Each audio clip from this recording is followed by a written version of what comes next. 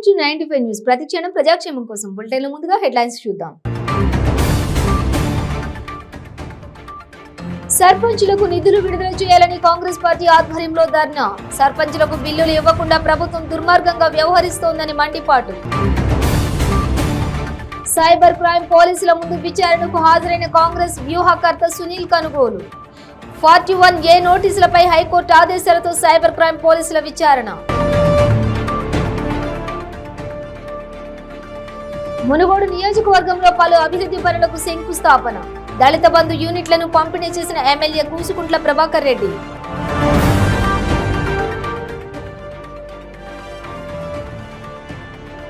సంగారెడ్డి జిల్లా అన్నారంలో భూముల రీసర్వే. రైతులు సహకరించాలని కోరిన అడిషనల్ కలెక్టర్ వీరారెడ్డి. డీటెయిల్స్ చూస్తే సర్పంచులకు నిధులు విడుదల చేయాలని కాంగ్రెస్ పార్టీ చేపట్టిన కార్యక్రమంలో టీపీసీసీ చీఫ్ రేవంత్ రెడ్డి మాట్లాడారు. సర్పంచులు చేసిన పనులకు బిల్లులు ఇవ్వకుండా ప్రభుత్వం దుర్మార్గంగా వ్యవహరిస్తోందని మండిపడ్డారు. రేవంత్ రెడ్డి మాట్లాడుతూ రాష్ట్ర ప్రభుత్వం సర్పంచులను సమస్యల్లో పడేసిందని, ప్రభుత్వ వైఖరితో కొందరు ఆత్మహత్యలు చేసుకుంటుంటే కొందరు పుస్తెలు అమ్ముకున్న పరిస్థితి ఉందని విమర్శించారు. సర్పంచుల నిరసనకు సంఘీభావంగా ధర్నా చేస్తామంటే ప్రభుత్వం పోలీసులతో అడ్డుకుందన్నారు. అయినా హైకోర్టు అనుమతితో కాంగ్రెస్ పార్టీ ధర్నా నిర్వహిస్తోందని తెలిపారు. ఈ విధంగా మీరు వెనక కూర్చోడమ్మా దయచేసి. ఈ విధంగా రాష్ట్రంలో అప్పుల పాలన సాగుతా ఉంది, అరాచక పాలన సాగుతా ఉంది. కేసీఆర్ దురహంకారంతో ఒక రాచక పాలనకి అందరిస్తా ఉన్నాడు. ఇలాంటి రాచరిక పాలన స్వస్తి పలకాలంటే ఇవాళ ఈ రాష్ట్రంలో ఇలాంటి దోపిడీదారులైనట్టు బీజేపీ టీఆర్ఎస్ ప్రభుత్వాన్ని ధీటుగా ఎదుర్కొన్నట్టు శక్తి లాంటి కాంగ్రెస్ పార్టీని మీరు వెన్నుదన్ను ఉండాల్సిన అవసరం ఉంది. సర్పంచులను ఇందాక చెప్పినట్టుగా మౌలిక స్తంభాలు డెమోక్రసీలో. ఇలాంటి సర్పంచులకి హక్కు లేకుండా కాలు చేస్తున్న ఈ వ్యక్తిని మనం ఇంటికి పంపాల్సిన అవసరం ఉన్నది. ఈ వ్యక్తికి చేదోడు వాదోడుకున్నటువంటి కేంద్రంలో మోడీ, అమిత్ షా. నేను మళ్ళీ చెప్తా ఉన్నాను, బీఆర్ఎస్ బీజేపీ వేరు కాదు. ఈ రెండు పార్టీలు కూడా ఒకటయ్యే సామ్రాజ్యవాద శక్తిగా ఎదిగి ఈరోజు ఈ రాష్ట్రాన్ని దోచుకుంటా ఉన్నాయి. అలాంటి దోపిడీని అరికట్టాల్సిన అవసరం ఉన్నది. కేంద్రంలో బీజేపీని, రాష్ట్రంలో టీఆర్ఎస్ ని ఇంటికి పప్పకుంటే ఏ సామాన్యుడు కూడా ఈ రాష్ట్రంలో బతికే పరిస్థితున్నది. మనది కాదు, మనకొచ్చే జనరేషన్స్, మన తర్వాత వచ్చే తరాలు కూడా అప్పుల పాలు కూర్చుకునే విధంగా 5.5 లక్షల కోట్ల అప్పు తీసుకున్న ఘనత కేసీఆర్. ఇలా తెలంగాణ వచ్చిన తర్వాత ఏ తెలుగు బిడ్డ బాగుపడలే. కేవలం కేసీఆర్ కుటుంబం, కేసీఆర్ కు తాబేదారున్న కొంతమంది అధికారులు, కొంతమంది ఎమ్మెల్యేలు, మంత్రులే బాగుపడ్డారు తప్ప సామాన్యుడి బతుకు దీవులు ఏడా కూడా బాగుపడలేదు. బాగుపడే ఆలోచన కూడా వారికి లేదు. మిత్రులారా, సర్పంచులను మళ్ళీ విజ్ఞప్తి చేస్తా ఉన్నాను. కాంగ్రెస్ పార్టీ ఇవాళ పీసీ రేవంత్ రెడ్డితో పాటు యావత్ కాంగ్రెస్ పార్టీ సర్పంచుల యొక్క కష్టాల్లో సుఖాల్లో పాలు పంచుకోవడానికి సిద్ధంగా ఉంది. అందుకే 2 మార్లు ఒకసారి ధర్నాకు మేము నిరాకరిస్తే మళ్ళీ పర్మిషన్ ఇస్తాం మీకోసం. మళ్ళీ వాళ్ళ ధర్నా పెట్టాం. రేవంత్ రెడ్డి ఇక్కడ వచ్చినారంటే మీతో వెన్నుదన్నుగా ఉండి మీ కష్టంలో పంచుకోవడానికి సిద్ధంగా ఉన్నాం.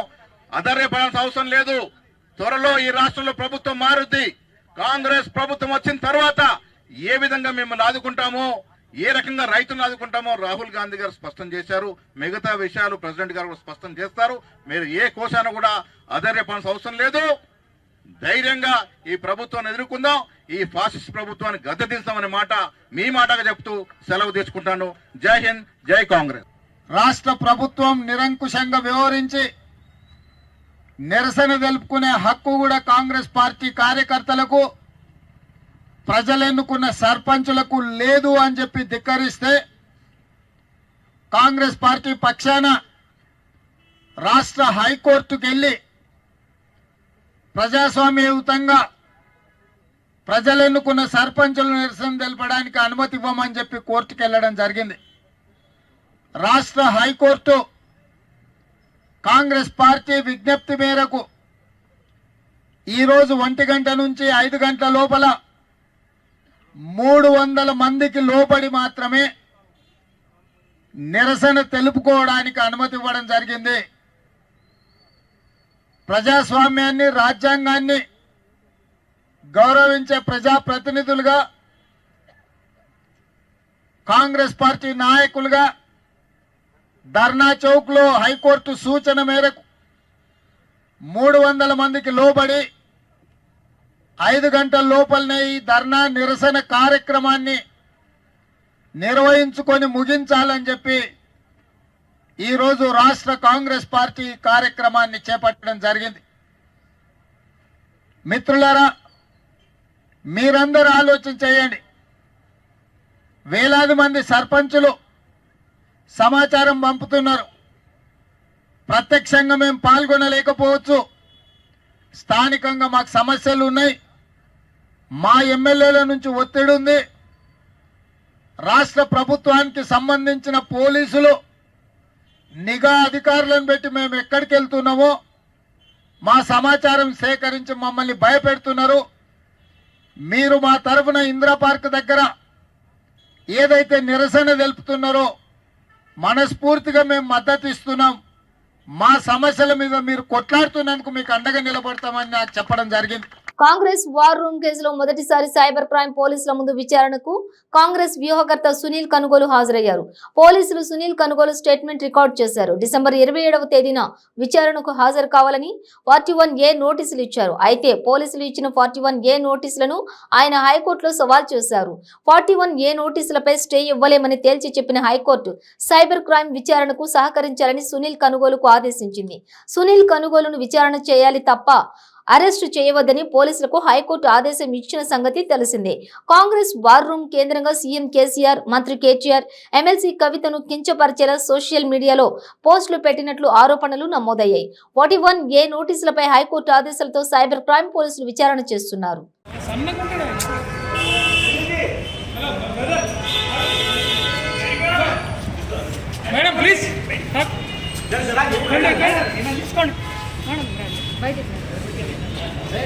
యాదాద్రి భువనగిరి జిల్లా సంస్థ నారాయణపురం మండలం పలు గ్రామాల్లో సుమారు 5 కోట్ల రూపాయల పలు అభివృద్ధి పనులకు మునుగోడు ఎమ్మెల్యే కూసుకుంట్ల ప్రభాకర్ రెడ్డి శంకుస్థాపన చేశారు. 6 దళిత బంధు యూనిట్లను పంపిణీ చేశారు. ఈ కార్యక్రమంలో జెడ్పీటీసీ వీరమల్లు, భానుపతి, ఎంపీపీ, పలు గ్రామాల సర్పంచులు పాల్గొన్నారు.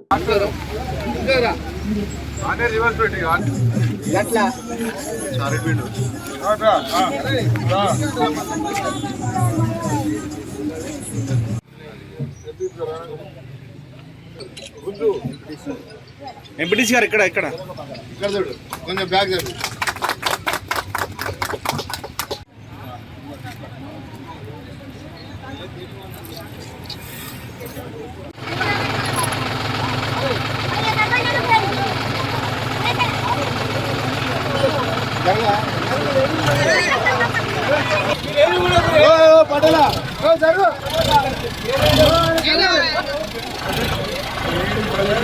సంగారెడ్డి జిల్లా అన్నారం మాజీ సర్పంచ్ తిరుమల వాసు రైతుల ఫిర్యాదు మేరకు 261 సర్వే నంబర్లోని 588 ఎకరాల్లో 271 ఎకరాల భూమిని సర్వే చేసి రైతులకు రావాల్సిన 118 ఎకరాలను ఆన్లైన్ చేసి పక్కా సర్టిఫికెట్లను అందజేస్తామని, సర్వేకు రైతులు సహకరించాలని జిల్లా అదనపు కలెక్టర్ వీరారెడ్డి కోరారు. సంగారెడ్డి జిల్లా గుమ్మడిదల మండలం అన్నారం 261 సర్వే నంబర్లోని 588 ఎకరాల్లో, 261 సర్వే నంబర్లోని 588 ఎకరాల్లో 273 ఎకరాల భూ పంపిణీ జరిగింది. 118 ఎకరాలు రైతులకు 1985లో సర్టిఫికెట్లు అందజేశారు. 45 ఎకరాలు ప్రభుత్వ మిగులు భూమి, 75 ఎకరాలు ఎక్స్ సర్వీస్ మెన్స్ కు అందజేశారు.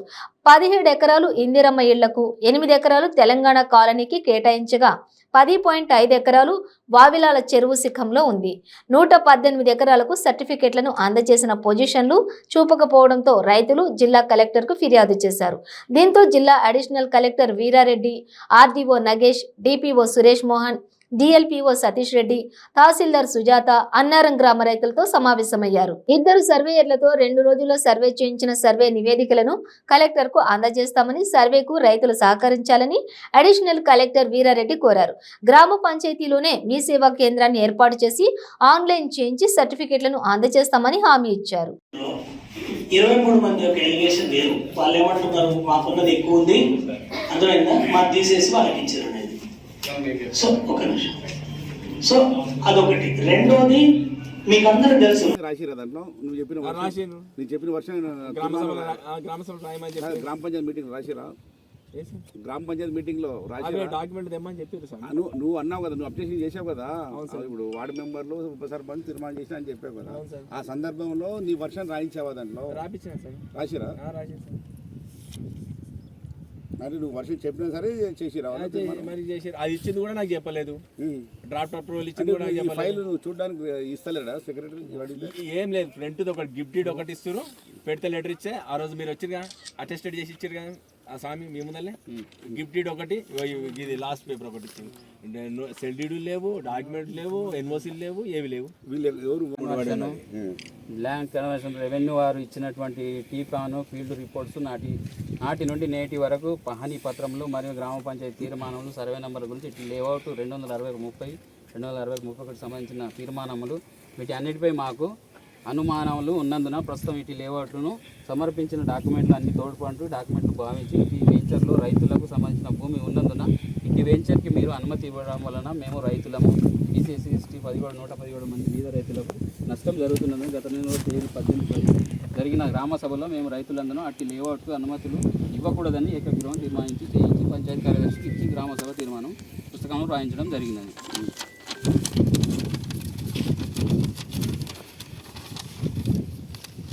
కావున మా గ్రామ రైతుల యందు దయతలిచి అట్టి లేఅవుట్ సర్వే నెంబర్లకు జరుగుతున్న అక్రమ నిర్మాణ పనులు వెంటనే నిలుపుదల చేయగలరని పైన తెలిపిన లేఅవుట్కు సంబంధించిన పత్రాలను కోరిన రైతులకు ఇవ్వగలరని ఇట్టి సర్వే నెంబర్కు సంబంధించిన అనుమతులు ఇవ్వవలసినచో ఏవైనా గ్రామ సభలో ప్రవేశపెట్టి గ్రామ ప్రజల ఆమోదం పొందిన తర్వాతనే నిర్ణయం తీసుకోవాలని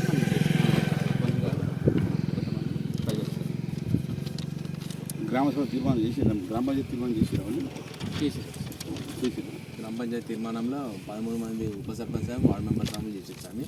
నేను తీర్మానం అంటే ఉప సర్పంచ్ చేసినా, సర్పంచ్ చేసినా, వార్డు మెంబర్ చేసినా కాదు, మెజార్టీ తీర్మానం ఏం చేసినట్టు అంటే అది పేపర్లు చూడలేదు సార్, వాళ్ళు చూడకుండా వాళ్ళు తీర్మానం చేసేది, చూడకుండా చేశారు. సెక్రటరీ ఏం చేసిన డాక్యుమెంట్ ఎవరు పెట్టిన చూపించారా సార్? డాక్యుమెంట్ తీర్మానం పెట్టింది ఎవరు? అజెండా శ్రీనివాస్ సార్ నేను డాక్యుమెంట్ ఈమెన్ పెట్టి లెటర్ పెట్టినా సార్. ఇది ఎన్ని ఎకరాలు దీని ఉన్నారా? వీళ్ళు దీని ఓనర్ ఉన్నారు? ఇదేనా? ఇదే సార్. ఇదేనా? వీళ్ళకున్న 6 ఎకరాలు బిట్టు ఉండొచ్చు. అంటే మనం ఏదైతే 119 ఎకరాలు ఈ యొక్క ఎక్స్ సర్వీస్ మెన్లకి గతంలో కేటాయించడం జరిగింది. ముందుగా ఇచ్చినటువంటి 52 మందిలో 44 క్యాన్సిల్ చేసిన ఒక 8 మంది వాళ్ళు ఫస్ట్ ఫేజ్లో ఇచ్చినటువంటి వాళ్ళు 8 మంది ఉన్నారు. అదేవిధంగా రెండో ఫేజ్లో 21 మందికి ఇస్తే అందులో మరి 12 మంది క్యాన్సిల్ చేసినాము, 9 మంది ఫీల్డ్ మీద ఉన్నారు. ఓవరాల్గా ఎక్స్ సర్వీస్ మెన్ నుంచి వచ్చినటువంటి వాళ్ళు 17 మంది 75 ఎకరాలకు ఉన్నారు. ఇంకా 44 ఎకరాలు అవి వాళ్ళు కోర్టు కేసుల ద్వారా ఉన్నారా, లేకపోతే అక్రమంగా ఉన్నారా, లేకపోతే ఎవరికైనా నమ్ముకొని ఎంక్రోచ్మెంట్ ఉన్నాయనేది ఇప్పుడు ఈ సర్వేలో తేలుతుంది. దాని ప్రకారం చర్య తీసుకుంటాం. చెన్నై నుండి నవజీవన్ ఎక్స్ప్రెస్ లో తిరుపతి జిల్లా గూడూరు రైల్వే స్టేషన్ కు మాజీ ఉపరాష్ట్రపతి వెంకయ్యనాయుడు విచ్చేశారు. మాజీ ఉపరాష్ట్రపతికి Gudur RDO Kiran Kumar, DSP Suryanarayana Reddy, railway SS Venkateswara Rao, BJP నాయకులు ఎస్ఎస్ఆర్ నాయుడు, గూడూరు పట్టణ బీజేపీ అధ్యక్షులు ఆరికట్ల బాలకృష్ణ నాయుడు, పలువురు కార్యకర్తలు ఘన స్వాగతం పలికారు. అక్కడి నుండి వెంకటాచలం స్వర్ణ భారత్ ట్రస్ట్ కు వాహనంలో బయలుదేరి వెళ్లారు. మాజీ ఉపరాష్ట్రపతి రాకతో రైల్వే స్టేషన్ వద్ద పోలీసు అధికారులు భారీ బందోబస్తు ఏర్పాటు చేశారు.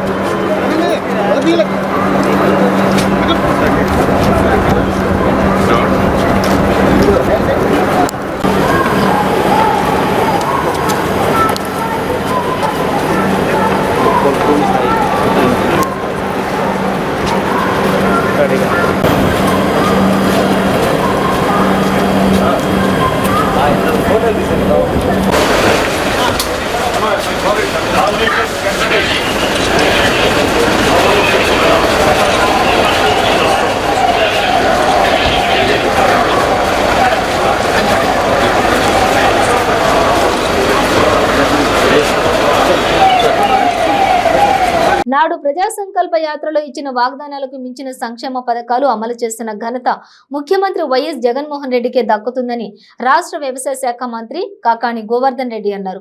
వైఎస్ జగన్మోహన్ రెడ్డి చేపట్టిన ప్రజా సంకల్ప యాత్రకు 4 ఏళ్లు పూర్తయిన సందర్భంగా నెల్లూరు జిల్లా పొదలకూరు జెడ్పీ హై స్కూల్ ఆవరణలో దివంగత మహానేత వైఎస్ రాజశేఖర రెడ్డి విగ్రహానికి మంత్రి కాకాణి పూలమాలలు వేసి నివాళులర్పించారు. అనంతరం మంత్రి కాకాణి గోవర్ధన్ రెడ్డి మాట్లాడుతూ నాడు జగన్మోహన్ రెడ్డి చేపట్టిన పాదయాత్ర చరిత్ర సృష్టించిందన్నారు.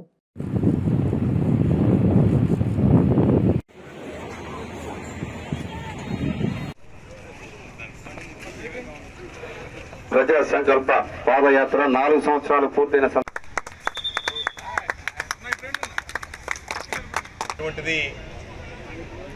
ప్రజలకు హామీలు ఇవ్వడం, ఓట్లు దండుకోవడం, అధికారంలోకి వచ్చిన తర్వాత దానిని విస్మరించడం అనేటువంటి గత విధానాలకు స్వస్తి చెబుతూ పాదయాత్ర అంటే ప్రజల్లో మమేకం కావాలి, పాదయాత్ర అంటే ప్రజల సమస్యలు తెలుసుకోవాలి, పాదయాత్ర అంటే ప్రజల సమస్యల మీద దృష్టి పెట్టాలనేటువంటి లక్ష్యంతో పాదయాత్ర చేపట్టి 3648 కిలోమీటర్ల నిద్రాహారాలు మాని 4 బొబ్బలెక్కినా పట్టించుకోకుండా మొక్కవోనటువంటి దీక్షతో దాదాపుగా సంవత్సరం పైచిలుకు ఆ కార్యక్రమాన్ని నిర్వహించినటువంటి ఘనత ఈ రాష్ట్ర ముఖ్యమంత్రి జగన్మోహన్ రెడ్డి గారు.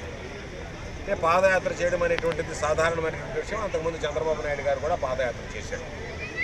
కానీ వ్యత్యాసం ఏమిటంటే చంద్రబాబు నాయుడు పాదయాత్ర ఏ విధంగా సాగింది అంటే రాత్రులు పొద్దుపోయిన తర్వాత అందరూ నిద్రపోయిన తర్వాత గ్రామాలు దాటుకుంటూ వెళ్ళిపోయాడు. ఎండ పడకుండా, ఎండ తగలకుండా, ఎండ నీడ అనేటువంటిది లేకుండా కేవలం సాయం సమయంలో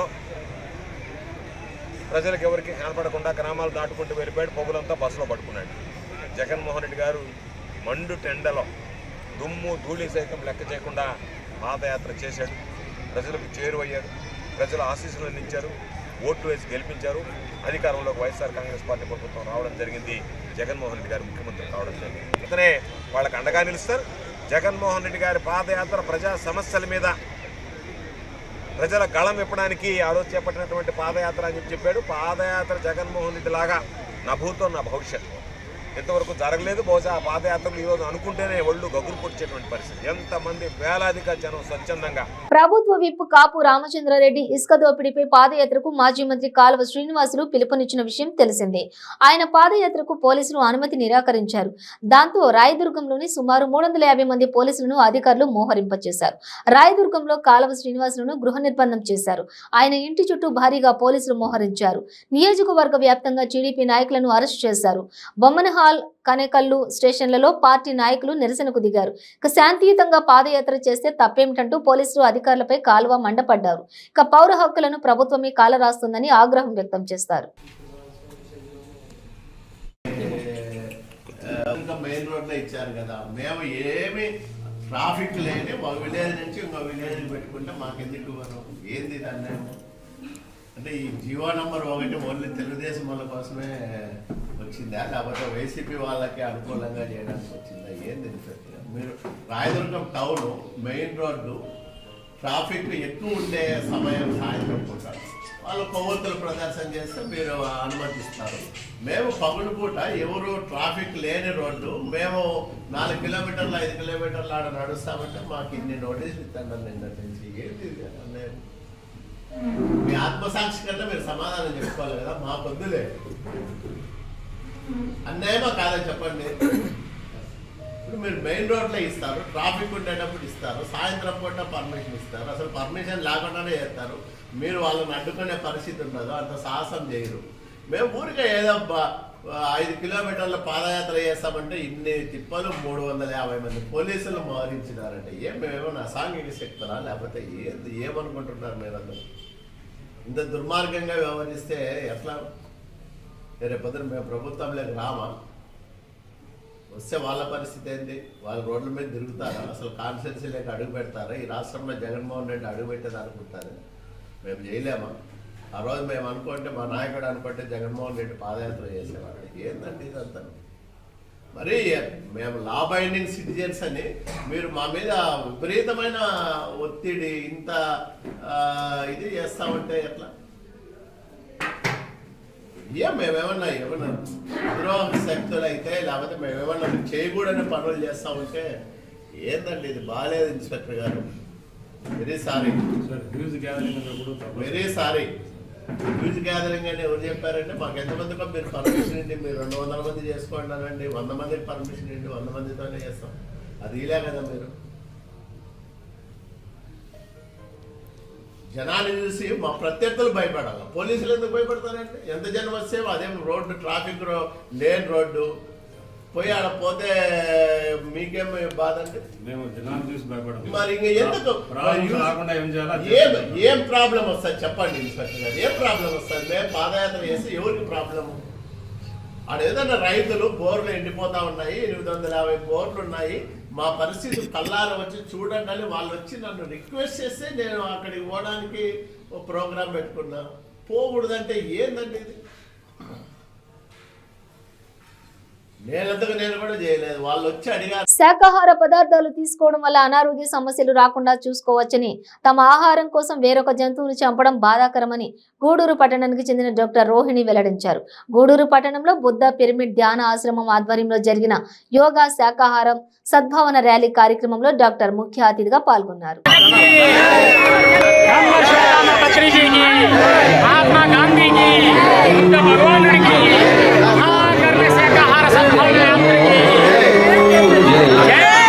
जय प्राण शक्ति जय जय हो दिव्य प्राण शक्ति जय जय हो आत्मशक्ति.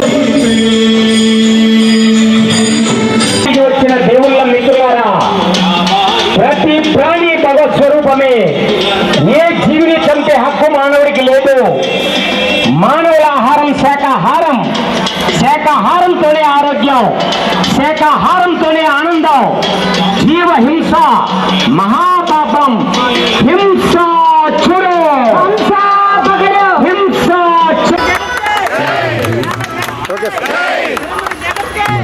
జై శాకాహార జగత్కి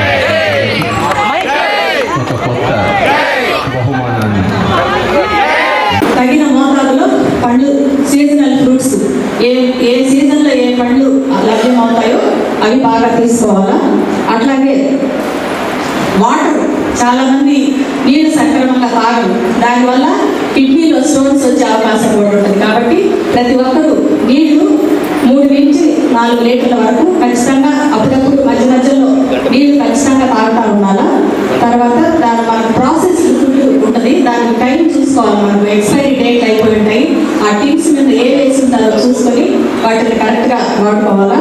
తర్వాత ముఖ్యంగా స్మోకింగ్, తర్వాత ఆల్కహాల్ సేవించడం చాలా వరకు తగ్గించుకోవాలి. ఇవి మెయిన్ మన ఆరోగ్యంగా ఉండాలి అంటే.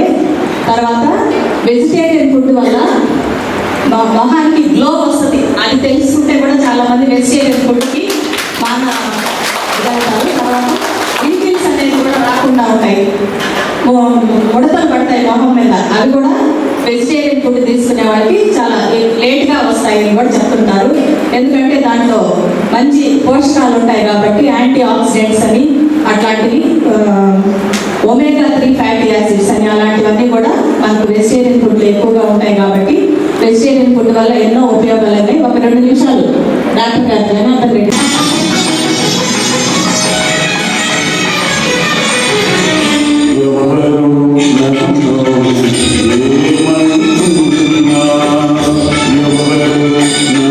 శరణం గచ్ఛామి శ్వాసోహం శరణం.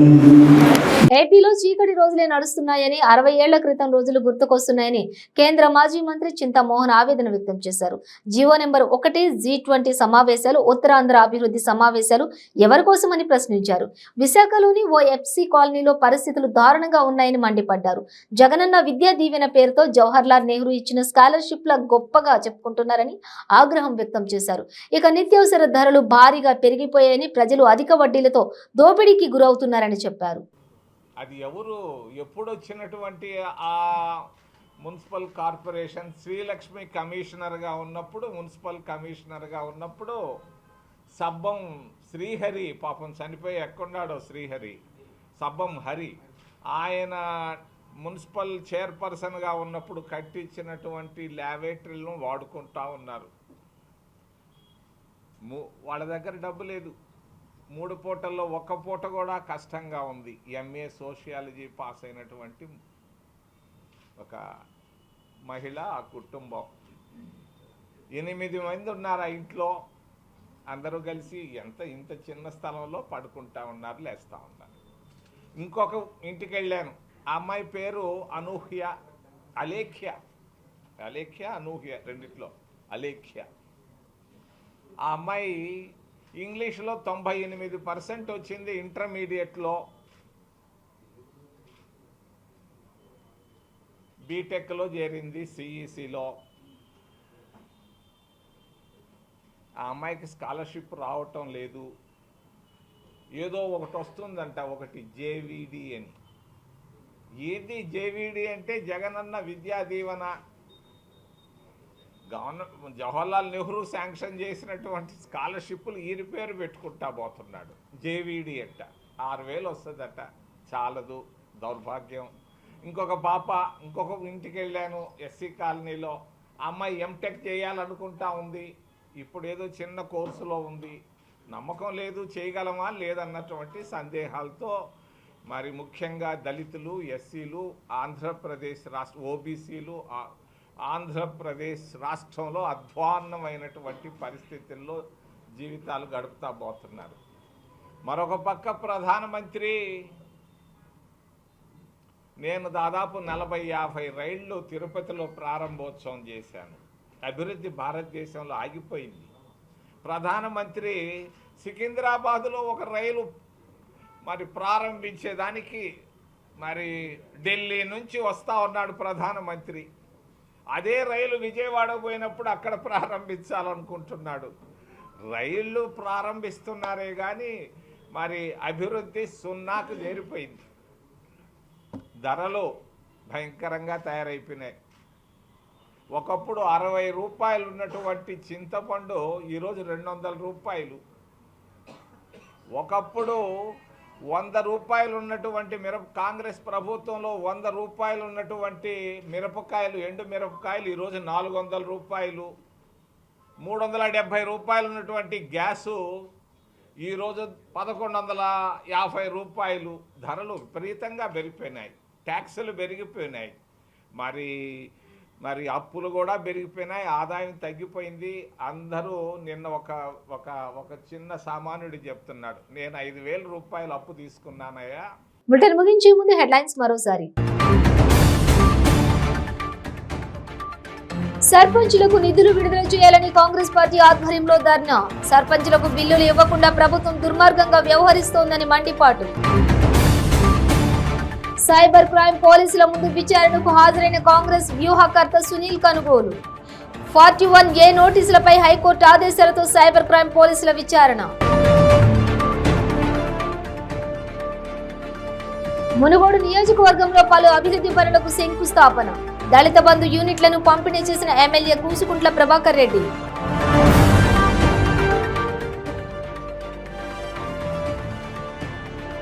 సంగారెడ్డి జిల్లా అన్నారంలో భూముల రీసర్వే. రైతులు సహకరించాలని కోరిన అడిషనల్ కలెక్టర్ వీరారెడ్డి. ఇవి బులెటిన్ డీటెయిల్స్. చూస్తూనే ఉండండి 95 న్యూస్.